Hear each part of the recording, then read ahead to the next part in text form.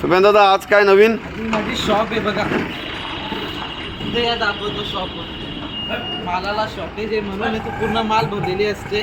दाखवतो मला बघा. एकूण हा एकूण 10-12 किलोचा एकरू आहे. ही गोल्ड समुद्राचा सोना ज्याला म्हणतात. हे बघा गोल्ड एकदम फ्रेश. हा हे बघा फ्रेश. आणि तांबोसा तो पण फ्रेश आहे.